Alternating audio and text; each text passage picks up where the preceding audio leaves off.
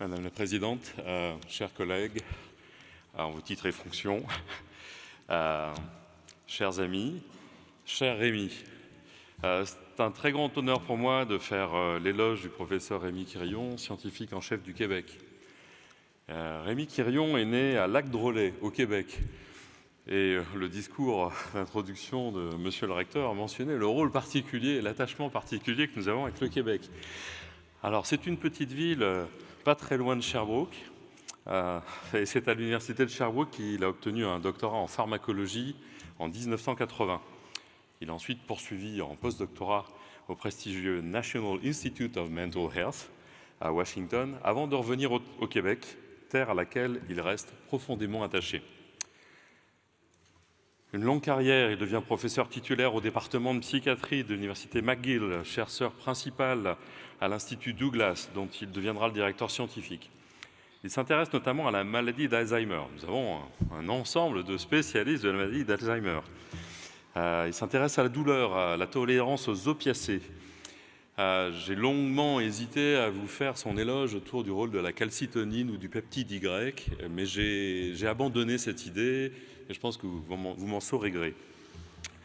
Ce sont tout de même des sujets de santé publique majeurs sur lesquels il a contribué à faire progresser les connaissances et les politiques publiques. Fort de ses recherches, il est ensuite nommé directeur scientifique de l'Institut des neurosciences, de la santé mentale et des toxicomanies des IRSC, les fameux instituts de recherche en santé du Canada, puis directeur de la stratégie internationale de recherche sur la maladie d'Alzheimer. Alors, je ne vais pas vous faire la liste des centaines de publications scientifiques. C'est l'un des neuroscientifiques également les plus cités au monde. Son excellence est reconnue par de nombreuses distinctions. En 2011, sa carrière prend un nouveau tournant. Il est effectivement nommé scientifique en chef du Québec. Et c'est vraiment une nouvelle mission. Et il joue un rôle de premier plan dans l'orientation des politiques scientifiques, la présidence des fonds de recherche du Québec, le renforcement du lien entre la science et la société. Donc nous célébrons aujourd'hui, certes, un scientifique exceptionnel, mais également un entrepreneur visionnaire, bâtisseur de ponts entre les communautés scientifiques et les gouvernements. Et son influence dépasse largement les frontières canadiennes. Il est élu en 2021 président de l'International Network for Governmental Science Advice, devenant ainsi le premier président francophone de cette organisation mondiale. Il est effectivement un fervent défenseur de la diplomatie scientifique et de la francophonie. Son engagement a permis de renforcer les liens entre le Québec et la France, et tout particulièrement entre Sorbonne Université et plusieurs institutions québécoises, comme l'Université Laval. Si le Québec est un pilier de la francophonie, il est certain que Rémi Quirion est un pilier de la relation entre le Québec et la France et entre le Québec et Sorbonne Université. Au-delà du scientifique, il y a également un homme passionné. Alors passionné de chats, vous lui demanderez pendant le cocktail, d'art et de musique québécoise. Ça me permet de faire une toute petite digression vers la musique. Ma génération a grandi avec de grands ambassadeurs québécois, Robert Charlebois, Diane Dufresne, Céline Dion pour les plus jeunes. Et je pense en ce moment, nous pourrions tous également fredonner une chanson des Cowboys fringants lorsqu'on voit toute l'Amérique qui pleure dans le rétroviseur. Cher Rémi, ce titre de docteur honoris causa marque la reconnaissance de notre communauté pour les liens d'amitié tissés entre la France et le Québec en faveur d'une recherche scientifique ouverte, de qualité et transformante pour notre monde. Et par ce titre, Sorbonne Université honore non seulement vos accomplissements scientifiques et académiques, mais aussi et surtout votre engagement à faire de la recherche un moteur de progrès partagé. Un immense merci.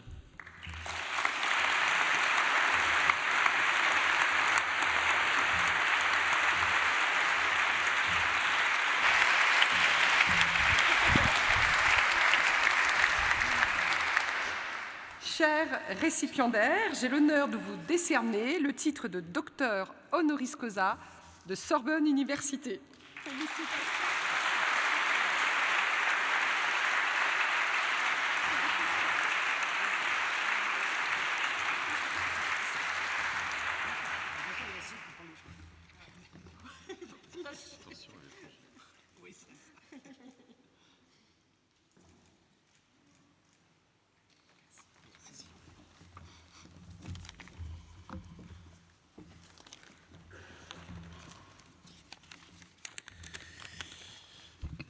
Wow!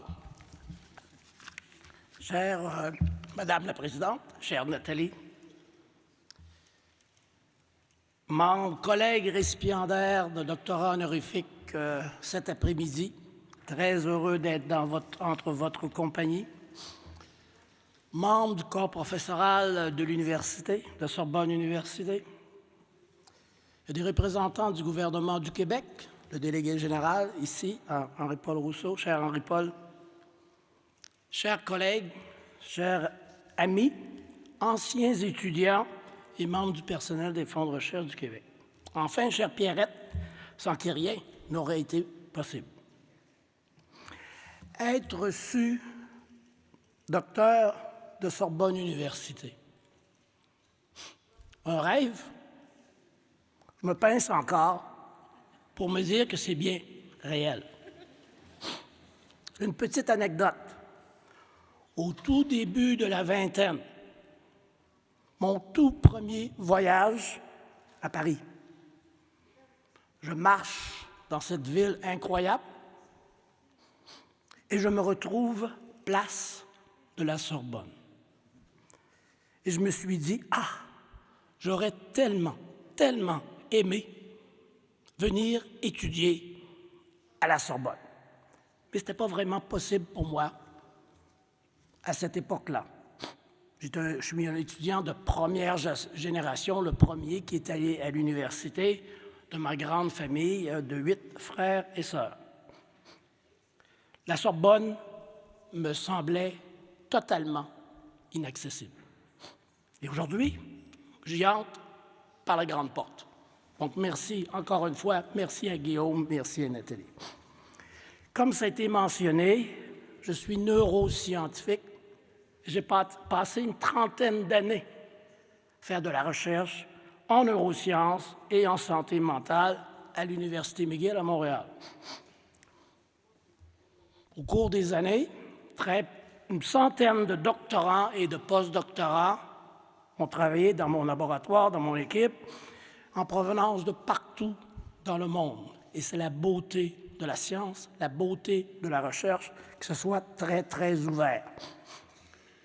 Si je repense à cette période-là, je dirais que j'ai appris autant d'eux et d'elles qu'ils ont, j'espère, appris un tout petit peu de moi. C'est ma famille scientifique. C'est ce dont je suis encore aujourd'hui le plus fier. Une carrière à étudier le cerveau, il y a des collègues ici à Neurosciences, c'est un organe extraordinaire. Toujours émerveillé que dans la très grande majorité des cas, ça fonctionne parfaitement normalement pour plusieurs décennies. Quand ça arrive, par contre, à mal fonctionner, des dysfonctions qui arrivent, là maintenant, on commence à faire place à des maladies. Des maladies graves, on en a parlé, comme les maladies neurologiques, et aussi les maladies mentales. Ça a été mentionné, travailler en lien avec la maladie d'Alzheimer, mais aussi sur la schizophrénie, la dépression et les toxicomanies. Mon laboratoire était basé dans un institut d'un hôpital en santé mentale. Et vous savez quoi? J'ai appris autant des personnes qui souffrent de maladies mentales que j'ai appris de mes collègues chercheurs. Les maladies mentales, c'est pas rare. C'est 20% de la population. Donc, je dirais, c'est rangé ici, là, 20%.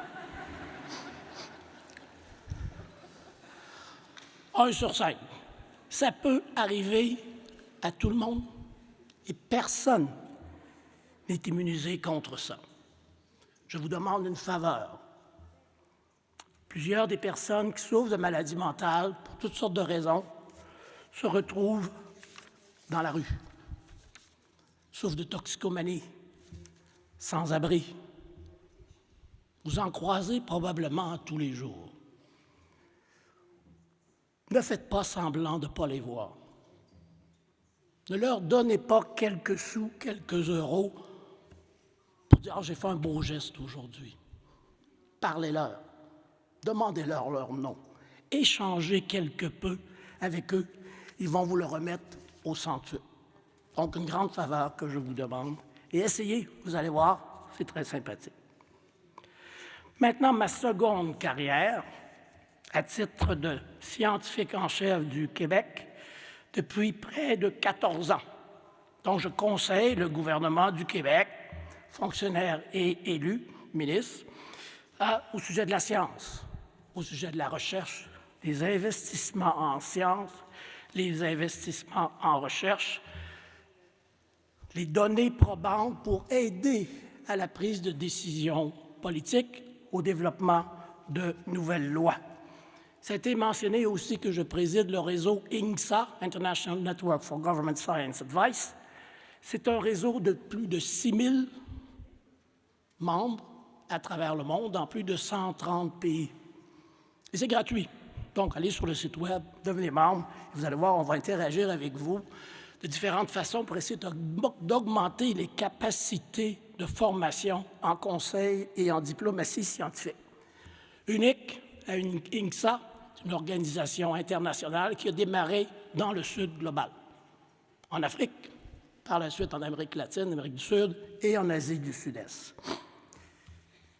Considérant la situation géopolitique actuelle, ça a été mentionné, Olga l'a mentionné, il y en a d'autres, la détérioration de la place de la science dans nos sociétés, la désinformation, il est essentiel, absolument essentiel, d'assurer de meilleures formations pour tous les universitaires, incluant les universitaires ici à Sorbonne Université, en conseil et en diplomatie scientifique. Il est de notre devoir, comme chercheurs, d'interagir avec nos gouvernements, avec la société civile. On ne peut plus rester tout simplement dans nos laboratoires en espérant que tout se passe pour le mieux. On voit ce qui se passe présentement dans différents pays et je dois dire que c'est pas... J'aurais jamais pensé vivre ça de toute ma vie, de dire finalement, les données scientifiques, ça ne compte pas plus que certaines impressions ou certaines façons de voir les choses. Donc, très, très, très important de tous travailler ensemble. Et au Fonds de recherche du Québec, on a créé des chaires de recherche en diplomatie scientifique, entre 6 et 8 chaires en diplomatie scientifique qui vont être créées au cours des prochains mois. La première ici à Sorbonne Université avec l'Université Laval. Mais je pense qu'on doit faire davantage. Et pour moi, mon monde a changé depuis le 20 janvier dernier. Donc, je pense qu'il y a énormément de défis, d'attaques sur la science, sur la recherche, sur la liberté académique. On fait tous face à ces défis-là et je pense que c'est en travaillant ensemble qu'on va réussir à combattre tout ce qui est désinformation et fausses nouvelles. En conclusion, énorme merci à Sorbonne Université pour l'honneur que vous me faites aujourd'hui. J'espère être à la hauteur, nos sociétés n'ayant jamais eu autant besoin de l'éclairage de la science, d'une science impartiale, d'une science ouverte et d'une science globale. Merci beaucoup.